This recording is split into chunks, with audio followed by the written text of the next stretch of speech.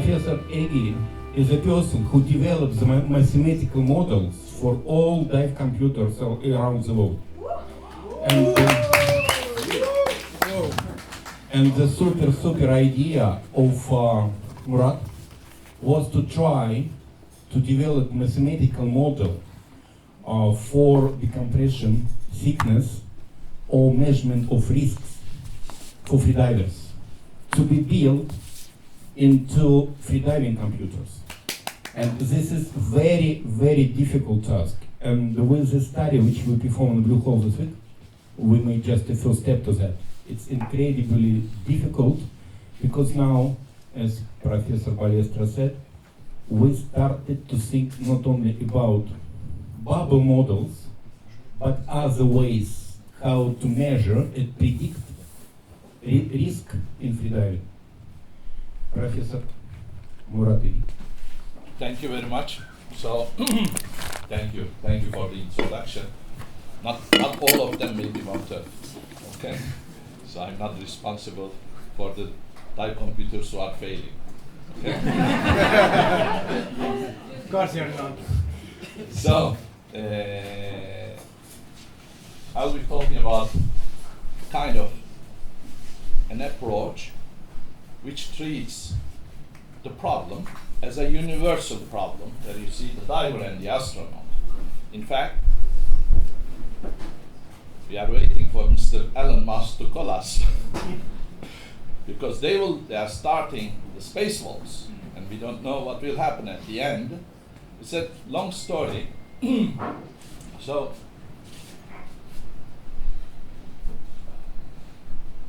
what is the motivation? Why I'm here? Well, for instance, if there's a problem, first you need to understand the problem and solve it. If there's enough money, time, skills, but unfortunately, economics can't. I mean, I want to be very direct.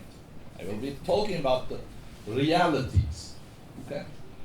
So, first of all, it's very good to see the demand of the divers. So I had a friend who is freediving, and he was kind of afraid to get DCS. I said, okay, now we are talking, because we said that in 2003 and developed some models. Now, it's important is to have enough demand for that. People worry or not. So then I will be, as a second motivation, breath-hold diving is an arena which is an environment. If your model holds there, it should be a good model, because I will be talking about this. So if a model is working, we take it to the altitude. Is it working also at the altitude? Or we compare it with the aviation data, because you know, during the Second World War, pilots were getting decompression sickness. But it was better to be hit by a missile. So, yeah. So the difference, the big difference between the aviation, space, and diving is that the divers are lucky because it happens after the mission or after the event. So we come back to the idea of the US Navy to work with an acceptable risk. What does it mean? There are missions, you send it and you don't care too much of what happens afterwards. Okay, you can take the risk of 10% DCS. It's not a problem. There are so many risks in war. So who cares about 10% risk? But in aviation or in astronaut, it happens during the action. So it's more frightening and more for the people who are running business, okay? So now I will be talking about my own motivation. So if we look at the history repeats itself. We have technical divers, okay? The technical diving started rising slowly in the end of 90s, but people start to be a little bit away, keep them. And technical divers who are looking for solutions, okay? Dive tables, dive computers, but people put a distance. Why? Because of liability, if something happens, and also there are lots of research, okay? And there were some modeling. And at the end, the solution that is adopted by the divers came from someone who is not attending any scientific congress, who is not, doesn't have a PhD, but is operational. How many of you are doing also scuba diving? Heard about gradient factors? Is it published in a scientific journal? No. Is it discussed in a congress? No. Is it operational and good? It's maybe okay. described in your watch, in your computer instructions. Yeah. It tells you, it tells you in a very, loose way. You just add gradient factors and you can get anything. You can, it's like coin tossing, but it is adopted and people are happy. It's not scientific. You can end up, with very different results, with very different people, but this is also the same thing with decompression sickness. If you are tired, if you are old, so it includes all the modalities and divers are happy. They got what they want. At the end of the day, do we have a problem today with technical divers in decompression sickness? Are people investing more in finding a new decompression model? No, nobody cares. For the gradient factor, everybody happy. But the sad thing is that with this model, the scientific people reaction is not going to the modeling details, it's wrong, right, but we process the data. Okay, what happens with the gradient factor if it's set it to 2? This is for me a little bit crazy, but understandable. Okay, we have publications on gradient factors, scientific publication, without digging into details of the gradient factor. Are they operational? Yes. Now, I will be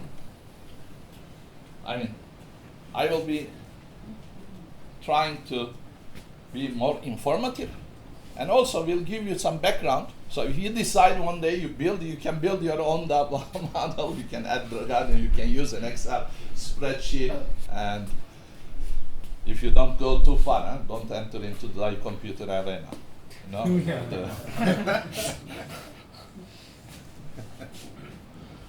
Now, today is almost the same. We are repeating ourselves. So some breath hold divers are trying to find their own solutions because there's a problem. If I don't come up with a solution, you will try to find one because you will be diving today, and you are right to ask me, what should I do? That's what you did. I have to give you an answer, which I will. Okay, so just be patient. Okay. Now, and maybe it's better now.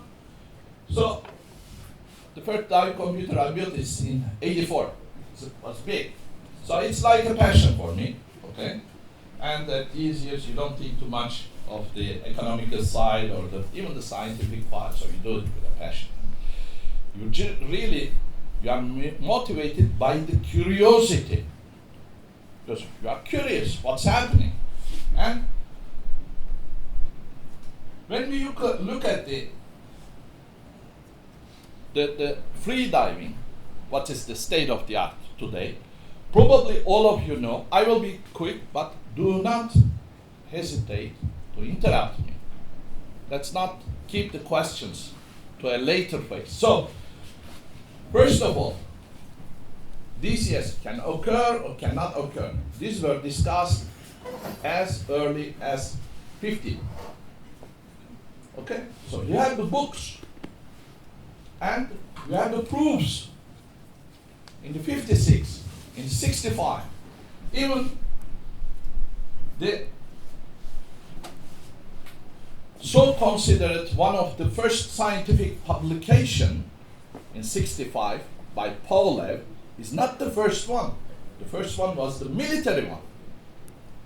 And it was from the US military. So we will look always from the US side. But don't forget that there were other research in other parts of the world.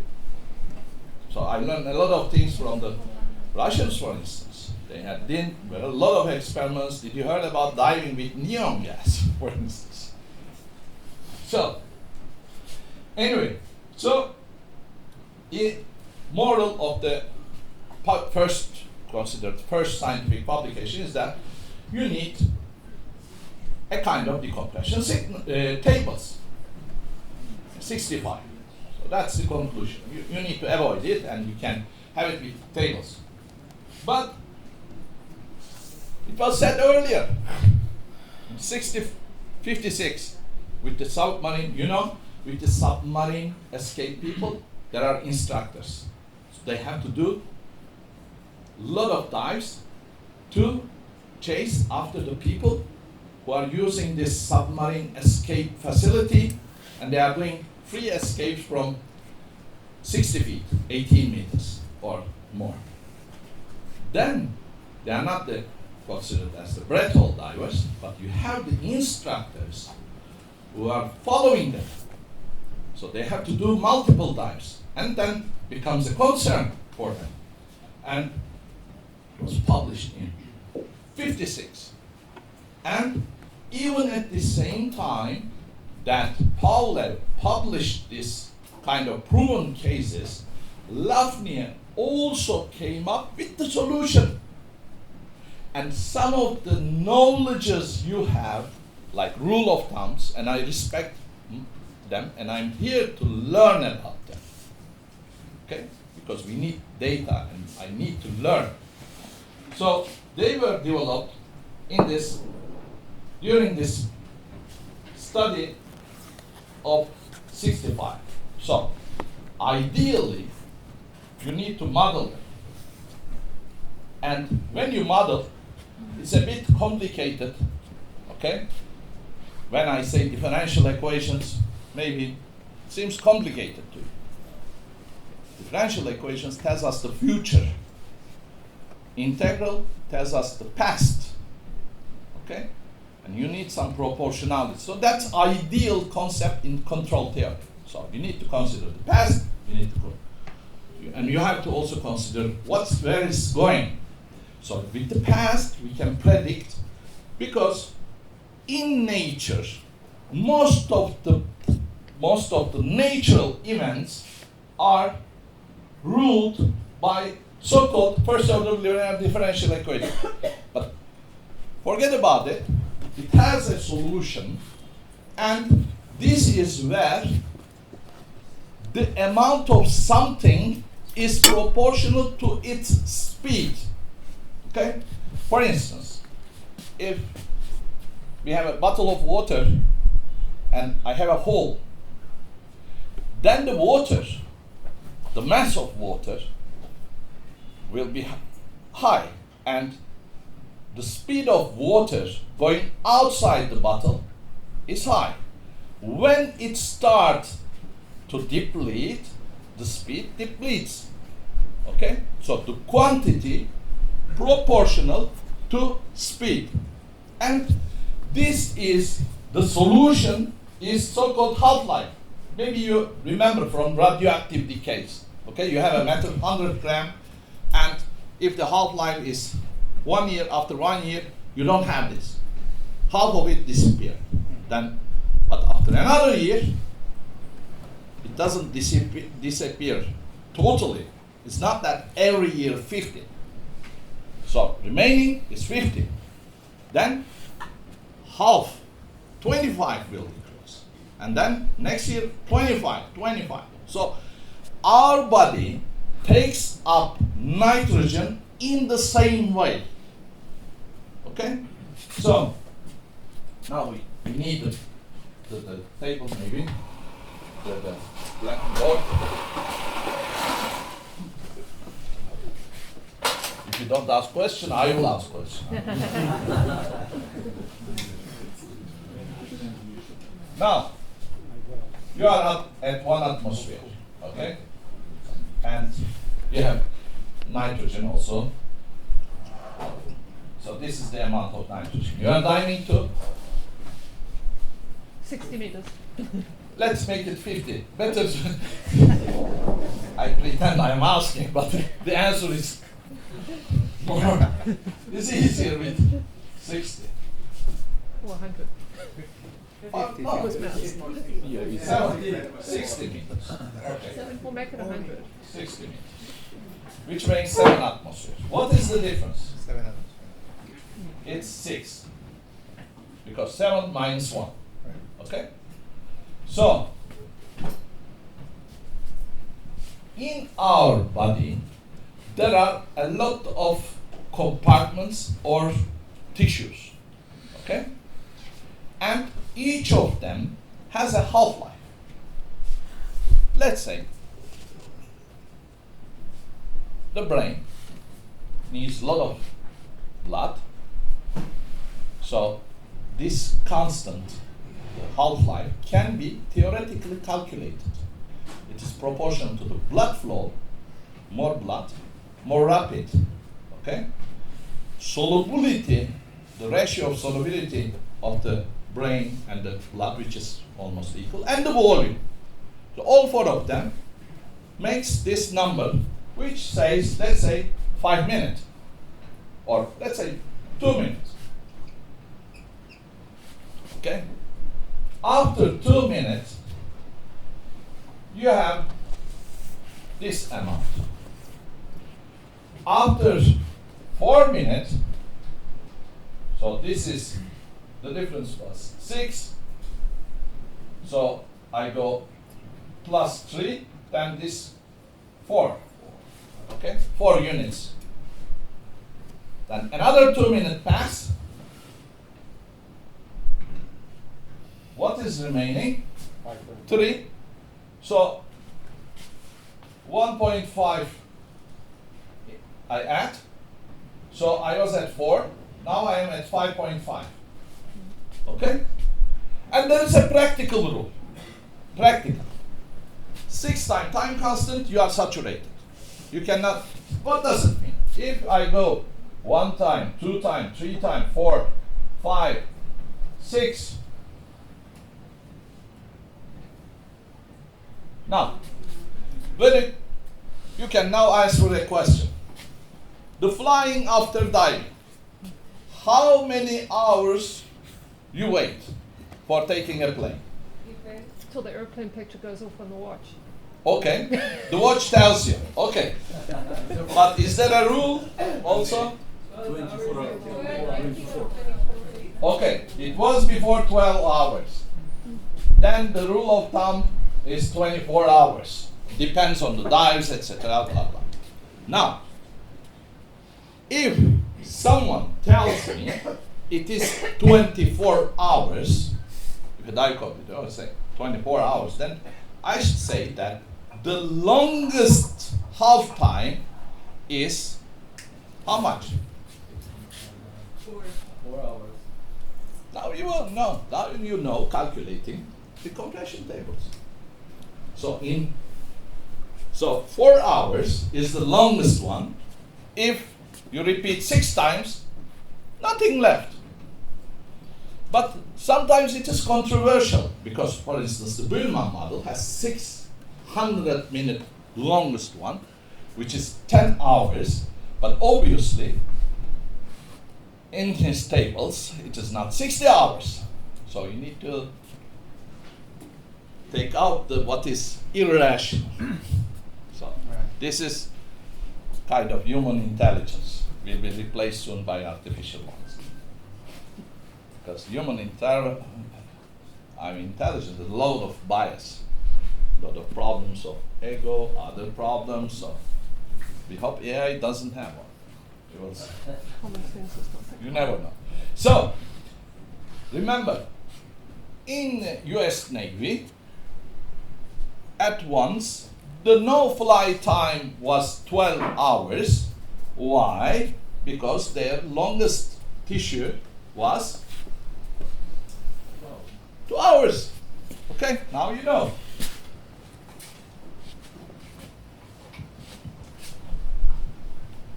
Sorry, do you have any questions? Sure. If you had to take the Can you use same, microphone? Sure. Absolutely. if you had to do exactly the same dive profile at altitude, what would the effect be on the table, if any? So let's say you're at 5,000 foot altitude versus at sea level, what would the difference be? Okay.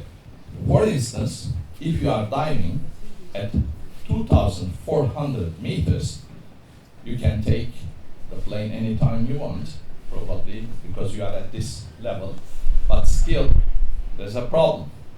So, the old time, so you will be also supersaturated. Your starting time doesn't matter. The desaturation is always the same, 6 times. But don't get it wrong.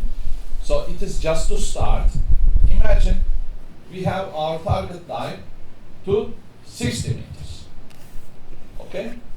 We have a tissue with a 2-minute outline, and you do a dive like a magic. You go momentarily, because when I go into the details of with speed, the equation changes and it is difficult to perceive. So, but let's go. Imagine you do the magic, you go there in 2 minutes. You have this amount of tissue. So, if you make a surface interval of 1 minute, what happens? So, the difference was 3. In 1 minute, you drop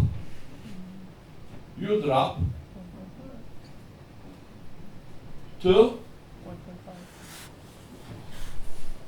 what? 1.5. 2.5.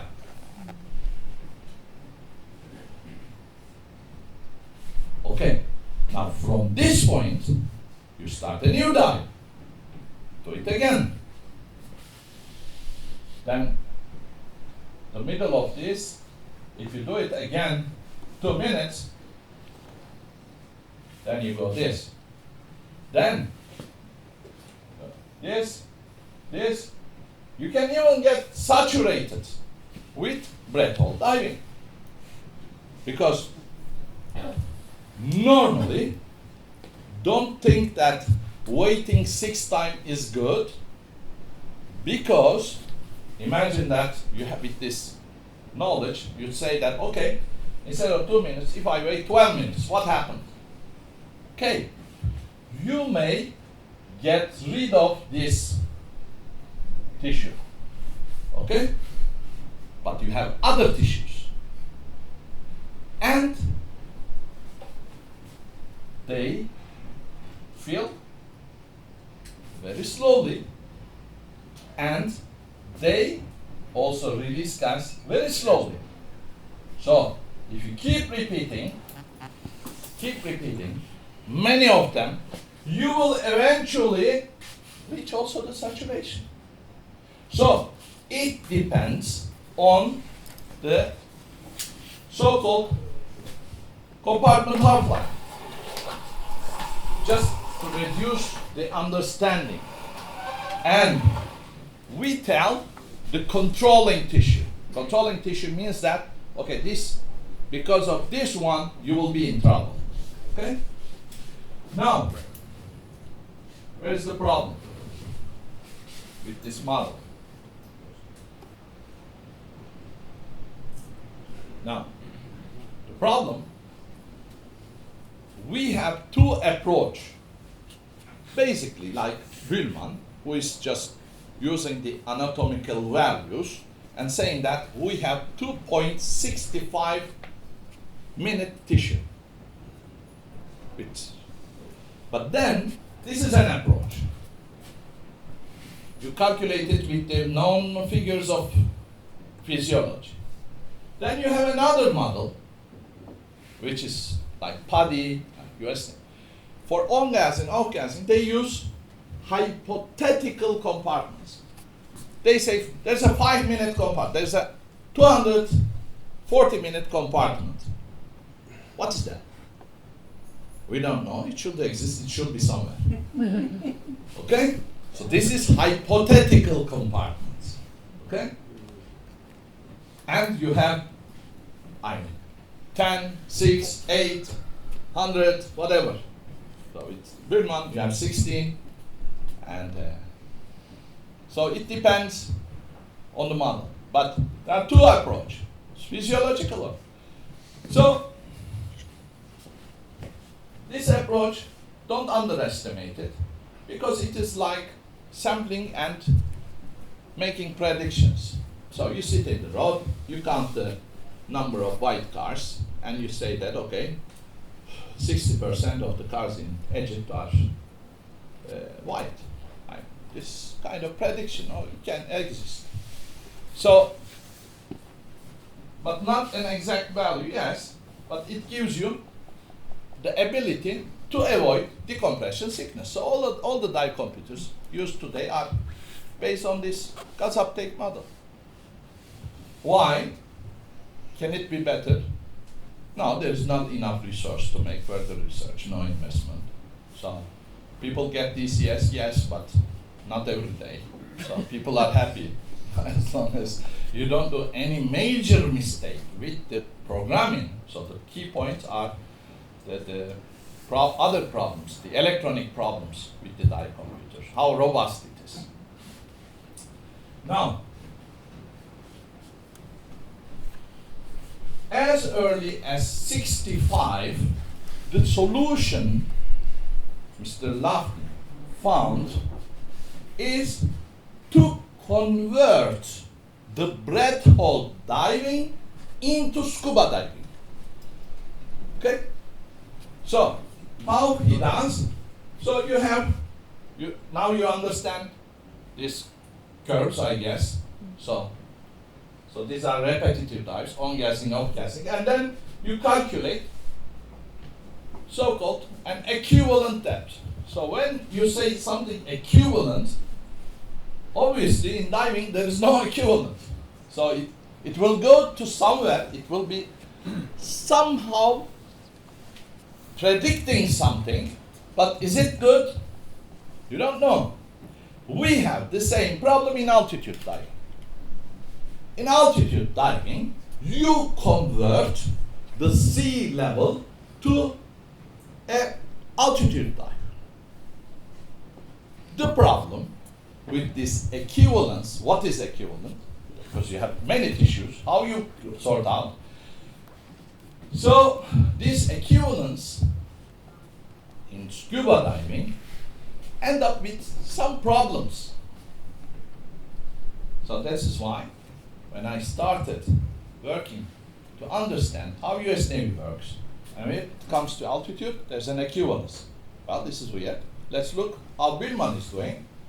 Well, he's doing different, and the problem is that he was doing it different over the years. So,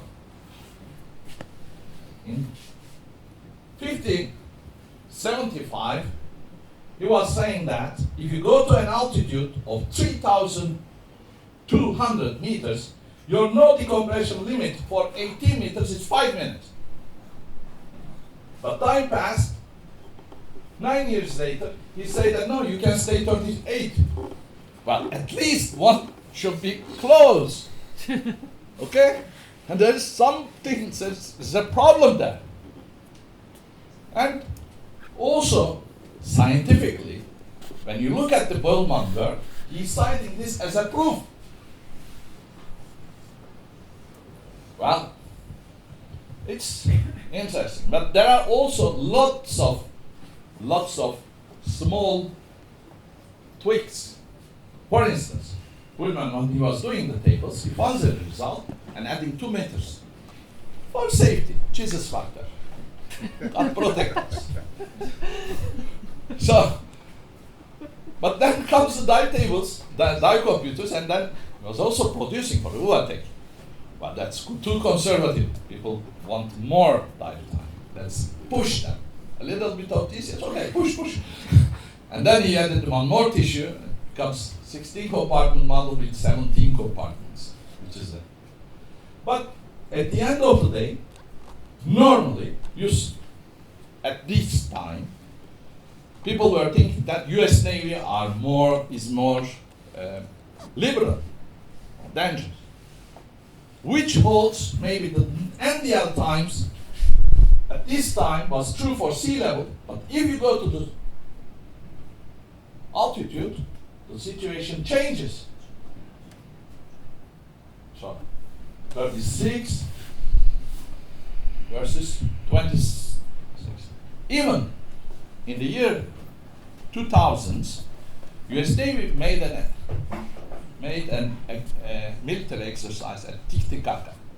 They were so afraid that they didn't go below 12 meters, use pure oxygen, and did whatever. So, but it's their choice. They have their procedures, but if you go, especially about 2,400 meters, your body is not the same. It is not only physics, but it is physiology. Less pressure. Our body reacts to the lack of oxygen in different ways, and also depend on your also may not be so consistent with you, with everybody, and then you have lots of red blood cell production, and athletes can use it for kind of doping. Don't use it. I mean, I don't want to be responsible for that. So going to altitude, I mean, you can lose some weight. It's good.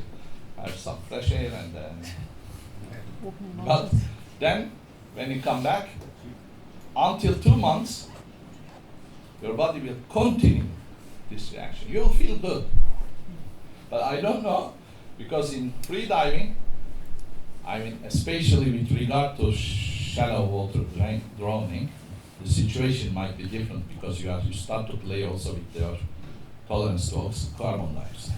Anyway, so that was my motivation. So many confusion at altitude, so this means that these decompression theories gave the same result. At sea level, everybody is happy, but when you go to the altitude, there's a problem. And how you judge them, so there are many articles, is your computer safe, we compared, and in fact we cannot say one is conservative, one is liberal. That's maximum we can say, but that depends, it is not absolute. This table is completely wrong.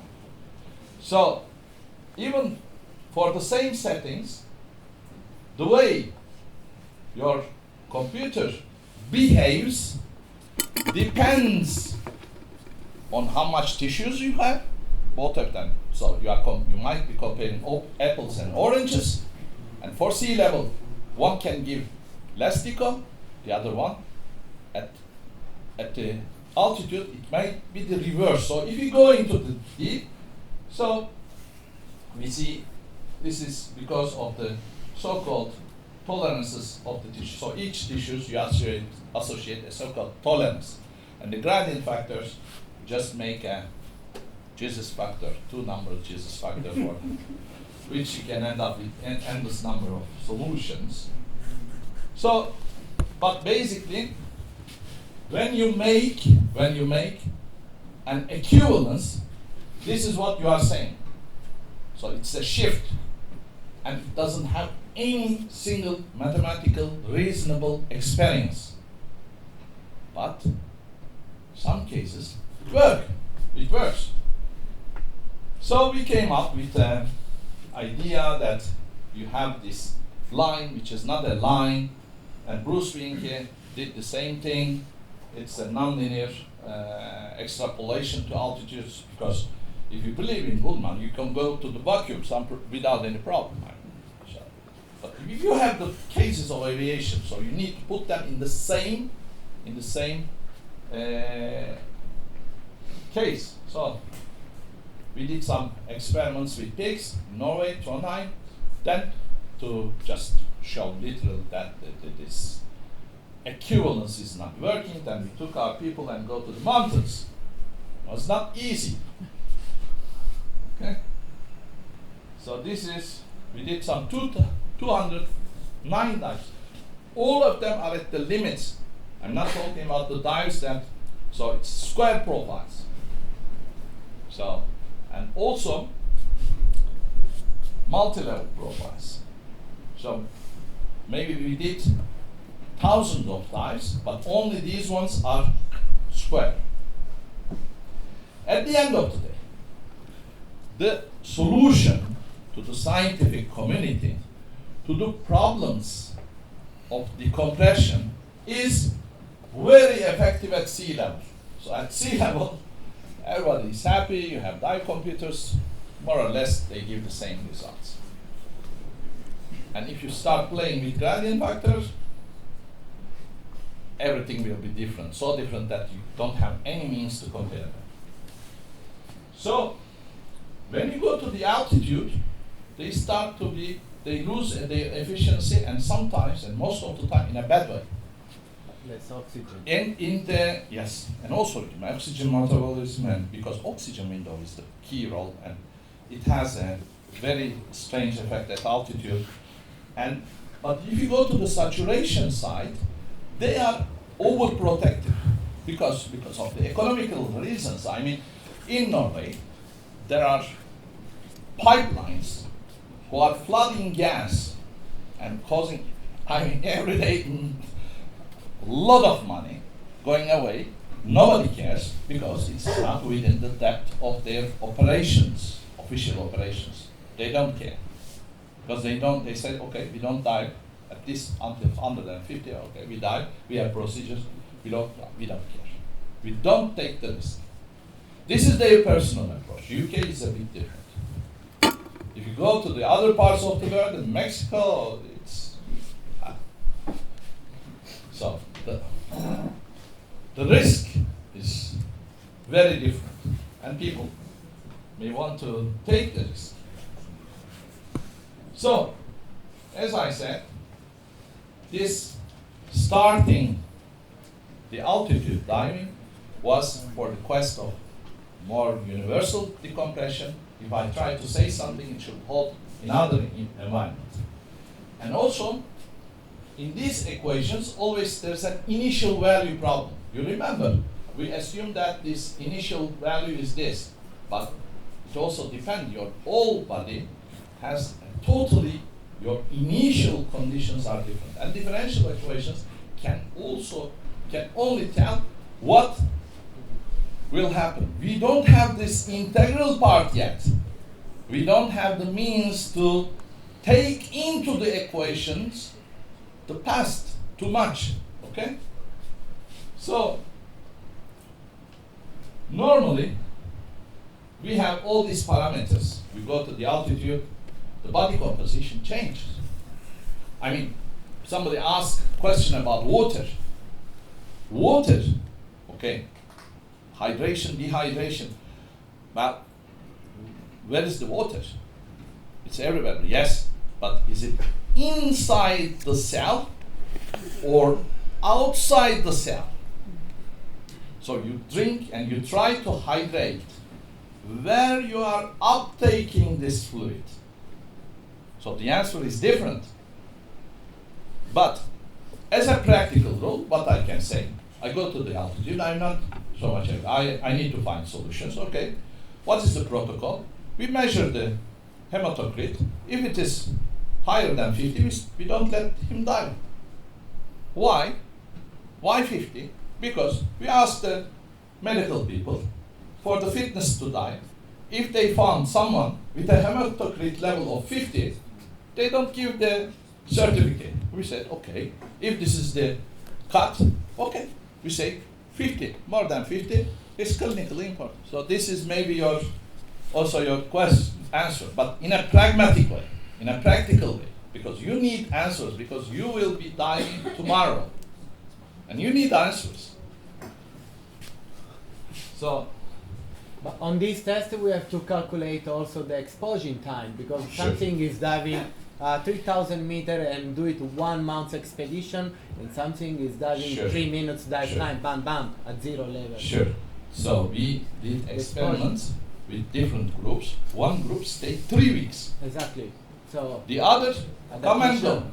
So, and we also observed the body composition changes. And actually, what we found, the individual susceptibility. So even you don't go to the altitude.